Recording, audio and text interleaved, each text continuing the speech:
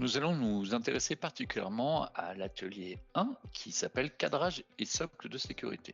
L'objectif est double. Le premier objectif, c'est d'arriver à définir quel est le cadre de l'étude. Comme tout système d'analyse, ce qui est important, c'est bien de définir le périmètre, les exclusions. Donc c'est ce qui est fait au niveau de cet atelier.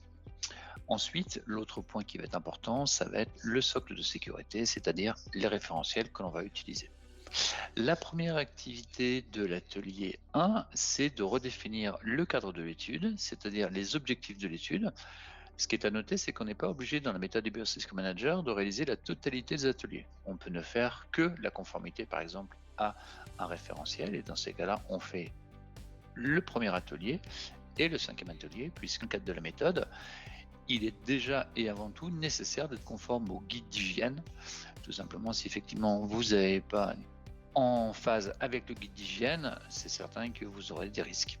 Donc la première des choses à faire, et c'est une analyse de risque, c'est de se mettre en conformité avec le guide d'hygiène et de faire le plan d'action de l'atelier 5.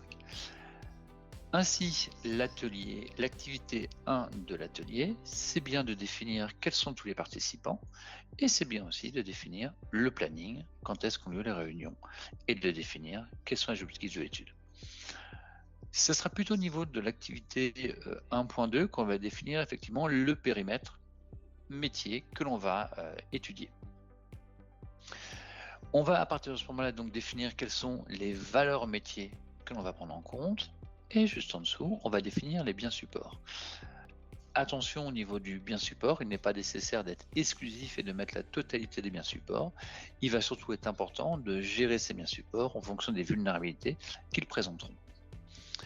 L'activité 1.3 dépend directement de la mission d'organisme et des valeurs métiers. Il s'agit à ce stade de définir quelle est la gravité d'un événement redouté. Cet atelier doit absolument être fait avec les gens du métier, c'est absolument d'être fait avec les gens de la direction. Ce n'est pas aux personnes techniques d'arriver à définir quels sont les événements redoutés.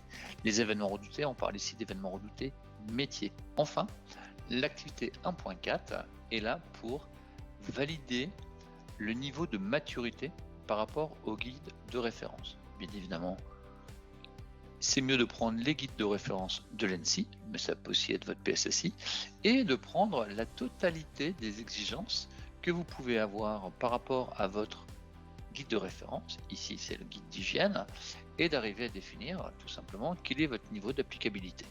Évidemment, ça peut être aussi en pourcentage, ça va dépendre à chacun des entreprises d'identité, quel est le niveau d'échelle que l'on va prendre sur l'état d'applicabilité. En théorie, si vous avez quelque chose qui n'est pas appliqué, vous savez directement que vous allez avoir un risque. Donc, on peut aussi, dans une première étape, dès que ce n'est pas appliqué, mettre à jour le plan d'action pour arriver à être conforme. Si les personnels ne sont pas formés, eh bien, l'action elle est simple, il faut former les personnels. Ceci était défini au niveau de l'activité 1.1. Vous avez, vous voyez par exemple, directement une non-conformité peut faire l'objet directement d'un plan d'action. Au niveau de l'activité 1.1, nous allons devoir choisir initialement quels sont les ateliers qu'il faudra conduire. La méthode de Biosystem Manager n'exige pas que la totalité des ateliers soit conduits. Si je prends l'exemple juste d'être en conformité par rapport à des référentiels, typiquement par rapport au guide d'hygiène, on pourra passer directement des non-conformités qui ont été mises en évidence dans l'atelier 1 au plan d'action qui existe dans l'atelier 5. Par contre, si vous devez faire une analyse de risque plus complète, dans le cas de l'exemple, c'est dans le cadre d'une homologation, il sera nécessaire de conduire la totalité des ateliers. Ce qui est important, c'est bien de voir que la totalité des ateliers ne sont pas nécessaires et que le fait d'être en non-conformité par rapport à une état d'application va impacter directement le plan d'action.